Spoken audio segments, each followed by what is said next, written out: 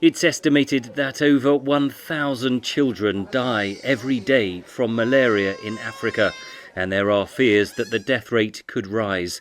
Artemisinin combination therapies, or ACTs, have been the cornerstone of malaria treatment for 20 years, but there are worrying signs that they are becoming less effective, says report co-author Lorenz von Seidlin of the Mahidol Oxford Tropical Medicine Research Unit in Bangkok.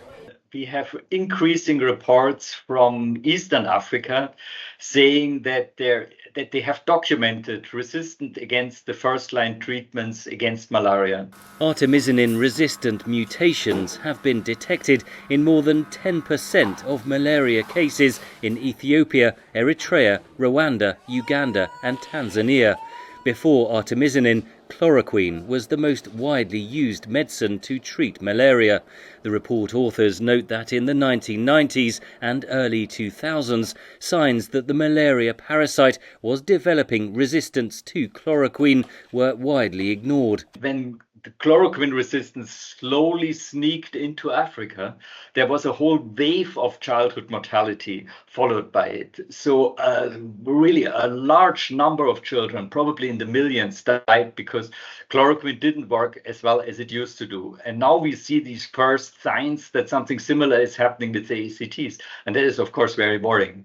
The paper, published in the journal Science, urges policymakers and global funding bodies to act now to prevent artemisinin resistance taking hold.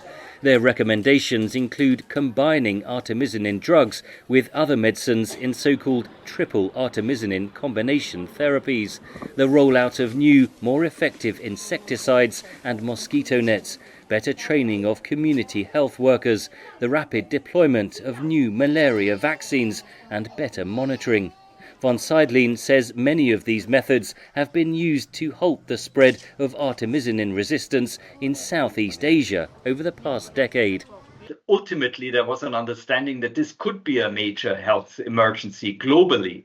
And so there were a lot of investments from funders from high-income countries towards these countries in the Greater Mekong sub-region to stop the spread of artemisinin-resistant parasites. Scientists say that sense of urgency must now be applied to tackling artemisinin resistance in Africa. Henry Ridgwell, VOA News, Bangkok.